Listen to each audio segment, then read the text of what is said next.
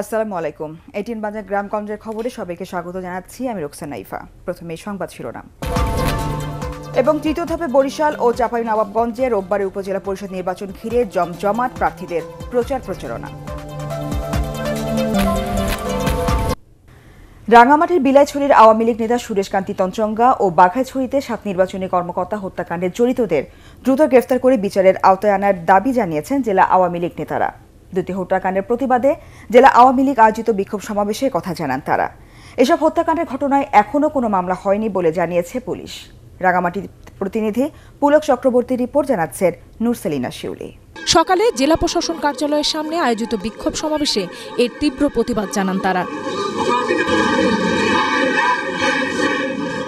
দুটি হত্যাকাণ্ডে জড়িতদের দ্রুত গ্রেফতার করে বিচারের আওতায় আনা না হলে কঠোর আন্দোলনেরও হুঁশিয়ারি দেন নেতারা।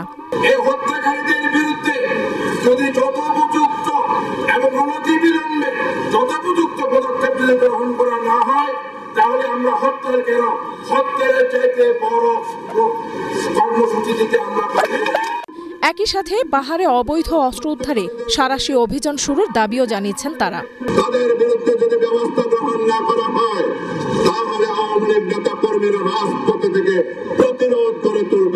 এছাড়া হত্যাকাণ্ডের প্রতিবাদে আওয়ামী লীগের ডাকে বিলাইছড়িতে 48 ঘণ্টা নৌপথ ও সড়ক অবরোধ চলছে।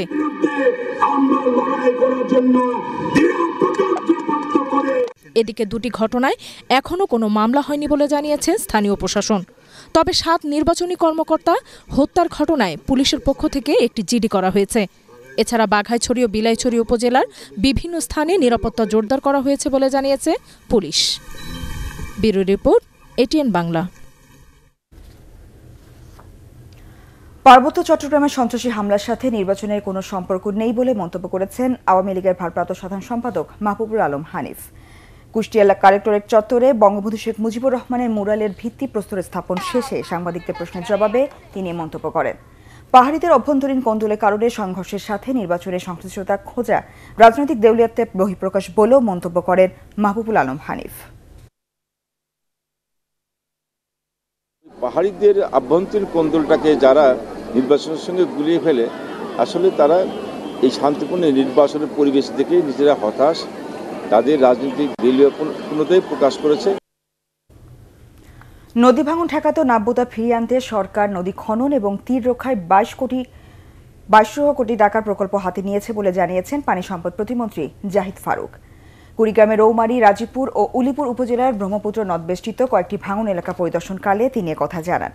প্রাথমিক ও গণশিক্ষা প্রতিমন্ত্রী জাকির হোসেন এবং সংসদ সদস্য এম এ মতিন এ সময় উপস্থিত ছিলেন।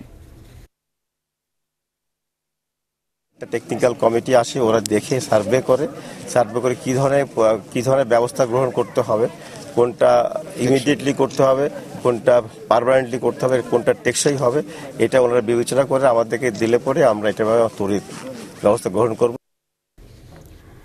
আগামী রোববার তৃতীয় ধাপে বরিশাল ও চাঁপাইনবাবগঞ্জের 11টি উপজেলা নির্বাচন ঘিরে জমে উঠেছে প্রার্থীদের প্রচারণা।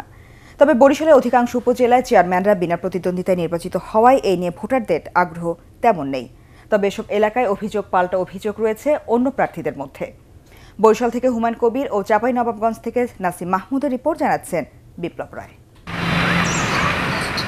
9টি উপজেলার মধ্যে বরিশাল সদর, বানারীপাড়া, মুলাদি ও বাকেরগঞ্জে এরই মধ্যে চেয়ারম্যান পদে বিনা প্রতিদ্বন্দ্বিতায় নির্বাচিত হয়েছেন। এছাড়া গরুনদী ও আগলঝাড়ায় সব পদেই নির্বাচিত হয়েছেন একইভাবে। তাই এসব এলাকায় নির্বাচনী উত্তাপ নেই মোটেও। তবে উজিরপুর, বাবুগঞ্জ ও হিজলাসহ 3 উপজেলায় চেয়ারম্যান পদে 20, ভাইস চেয়ারম্যান 27 ও মহিলা ভাইস চেয়ারম্যান পদে 13 জন প্রতিদ্বন্দ্বিতা করছেন।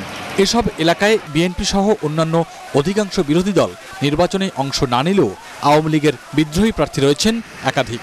তারা সবাই ভোটারদের দ্বারে দ্বারে ঘুরছেন ভোটের জন্য। তবে ভোটাররা বলছেন, যাকে দিয়ে এলাকার উন্নয়ন হবেই তাকেই ভোট দিবেন তারা। এখানে কোনো সন্ত্রাস থাকবে না, এখানে কোনো দুর্নীতিবাজ থাকবে না। এককভাবেই প্রার্থী দিয়ে ওনারা জিতে যেতে চাচ্ছেন। মাদক ব্যবসায়ী, সন্ত্রাসী, জঙ্গিবাদ আমি মুক্ত করতে চেষ্টা করব। অন্য প্রার্থীদের ক্ষেত্রে যে একে অপরের বিরুদ্ধে অবস্থান নিচ্ছে, আমাদের কর্মীদের ভয় দেখানো হচ্ছে। এদিকে নির্বাচন সুষ্ঠুভাবে সম্পন্ন করতে প্রয়োজনীয় সব ব্যবস্থা নেওয়া হয়েছে বলে জানিয়েছেন কর্মকর্তারা। ভিজিলেন্স অবজারভেশন টিম, নির্বাচনী মনিটরিং টিমের সাথে মিটিং করে তাদেরকে নির্বাচন কমিশনের মেসেজটুকু পৌঁছিয়েছি। অন্যদিকে চাঁপাইনবাবগঞ্জের শিবগঞ্জ, ভোলাহাট, নাচল ও গোমস্তাপুরে চেয়ারম্যান পদে 13, ভাইস চেয়ারম্যান পদে 22 ও মহিলা ভাইস চেয়ারম্যান পদে 15 জন প্রার্থী ভোট যুদ্ধে লড়ছেন। এদের মধ্যে রয়েছেন আওয়ামী লীগের একাধিক বিদ্রোহী প্রার্থী। তারাও ভোটারদের মধ্যে দিয়ে যাচ্ছেন উন্নয়ন সহ নানা প্রতিশ্রুতি। সবাই আমাকে চাচ্ছে এবং আমি আমার জয়ের ব্যাপারে নিশ্চিত। আমি একটি আধুনিক এবং মডেল উপজেলা হিসাবে এই উপজেলাকে গড়ে তুলতে চাই। জনগণ আমার পাশে আছে, আমি আশা করি যাবার নির্বাচিত হব। তবে নির্বাচনী পরিবেশ শান্তিপূর্ণ রাখতে সংশ্লিষ্টদের প্রতি জোর দাবি জানিয়েছেন সাধারণ ভোটাররা। বিপ্লব রায়, এটিএন বাংলা। ঢাকা সড়ক দুর্ঘটনায় বিশ্ববিদ্যালয়ের শিক্ষার্থী নিহত হওয়ার প্রতিবাদে ও নিরাপদ সড়কের দাবিতে বরিশালে মানববন্ধন এবং বিক্ষোভ সমাবেশ অনুষ্ঠিত হয়েছে। সকালে বরিশাল পটুয়াখালী সড়কে এ কর্মসূচি পালন করা হয়। বরিশাল বিশ্ববিদ্যালয়ের শিক্ষার্থী সহ অন্যান্যরা এতে অংশ নেন। এ সময় বক্তারা শিক্ষার্থী নিহতের ঘটনায় জড়িত বাস চালকের দৃষ্টান্তমূলক শাস্তির দাবি জানান। প্রয়াত রাষ্ট্রপতি জিল্লুর রহমানের 6ষ্ঠ মৃত্যুবার্ষিকী আজ। 1929 সালে কিশোরগঞ্জের ভৈরবপুর এলাকায় জন্মগ্রহণ করেন জিল্লুর রহমান। তিনি ছিলেন একাধারে ভাষা সৈনিক ও মুক্তিযুদ্ধের অন্যতম সংগঠক। ভৈরব কুলিয়ারচর থেকে 6 বার সংসদ সদস্য নির্বাচিত হন তিনি। দায়িত্ব পালন করেন মন্ত্রী, সংসদ উপনেতা, আওয়ামী লীগের সাধারণ সম্পাদক এবং ভারপ্রাপ্ত সভাপতি হিসেবেও।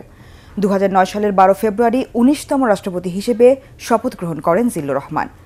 2013 সালের 10 মার্চ সিঙ্গাপুরে মাউন্ট এলিজাবেথ হাসপাতালে চিকিৎসাধীন অবস্থায় শেষ নিঃশ্বাস ত্যাগ করেন তিনি।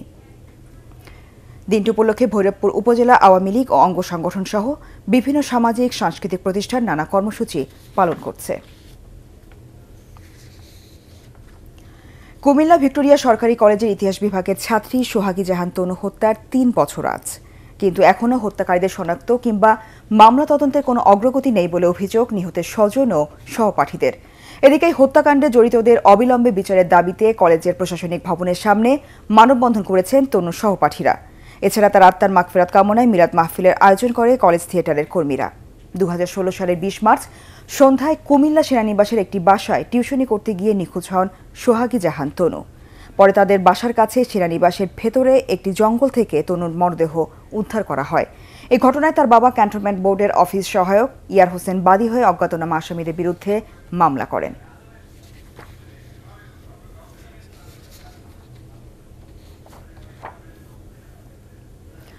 জামালপুর সদর উপজেলার সবাব আলী ইটাইর উচ্চ বিদ্যালয়ের ছাত্রী আরবি আক্তার নোভাকে উদ্ধার ও অপহরণকারীদের গ্রেফতারের দাবিতে মানববন্ধন করেছে শিক্ষার্থীরা। সকালে বিদ্যালয় চত্বরে মানববন্ধন চলাকালে বিদ্যালয়ের ম্যানেজিং কমিটির সভাপতি খলিলুর রহমান সহ অন্যান্যরা বক্তব্য রাখেন। অপহরণের ঘটনায় থানায় মামলা হলেও এখনও কেউ গ্রেফতার হয়নি। সুনামগঞ্জে হাওর বাঁচাও আন্দোলনের নেতা আজাদ মিয়ার খুনের ঘটনায় জড়িতদের গ্রেফতার ও শাস্তির দাবিতে মানববন্ধন ও বিক্ষোভ মিছিল করেছে এলাকাবাসী।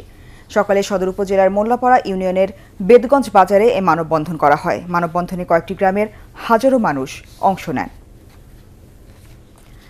তিস্তার পানি ন্যায্য হিস্সা আদায় ও মরুকরণের হাত থেকে উত্তরবঙ্গকে রক্ষার দাবিতে বগুড়া থেকে তিস্তা ব্যারেজ পর্যন্ত বাসদের উদ্যোগে শুরু হয়েছে 2 দিনব্যাপী রোড মার্চ। উদ্বোধন করেন বাসদের সাধারণ সম্পাদক কমরেড খালেকুজ্জামান। শহরের সাতমাথায় এ উপলক্ষে সমাবেশ অনুষ্ঠিত হয়। সমাবেশে অন্যান্যের মধ্যে বাসদ কেন্দ্রীয় কমিটির সদস্য কমরেড বজলুর রশিদ ফিরোজ, কমরেড রাজিকুজ্জামান রতন ও বগুড়া জেলা আহ্বায়ক অ্যাডভোকেট সাইফুল ইসলাম পল্টু বক্তব্য রাখেন।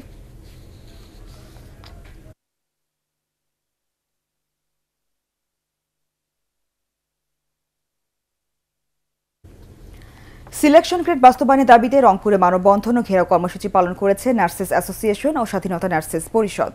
রংপুর মেডিকেল কলেজ হাসপাতাল চত্বরে কর্মসূচি পালন করা হয়। মানববন্ধন চলাকালে নার্সেস অ্যাসোসিয়েশনের সাধারণ সম্পাদক ও স্বাধীনতা নার্সেস পরিষদের সভাপতি ফোরকান আলী এবং সাধারণ সম্পাদক মিজানুর রহমান কামাল বক্তব্য রাখেন। বক্তারা 15 দিনের মধ্যে দাবি মানা না হলে কঠোর আন্দোলনের হুমকি দিয়েছেন।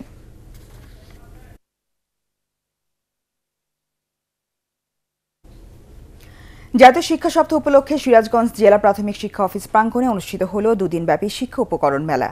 সমাপনী অনুষ্ঠানে অন্যান্যের মধ্যে উপস্থিত ছিলেন অতিরিক্ত জেলা প্রশাসক ফিরোজ মাহমুদ ও জেলা প্রাথমিক শিক্ষা কর্মকর্তা সিদ্দিক মোহাম্মদ ইউসুফ রেজা। মেলা 14টি স্টলের মধ্যে প্রথম, দ্বিতীয় ও তৃতীয় স্থান অধিকারী স্টলের শিক্ষকদের স্বর্ণত ক্রেস্ট দেওয়া হয়। পরে ছিল সাংস্কৃতিক অনুষ্ঠান।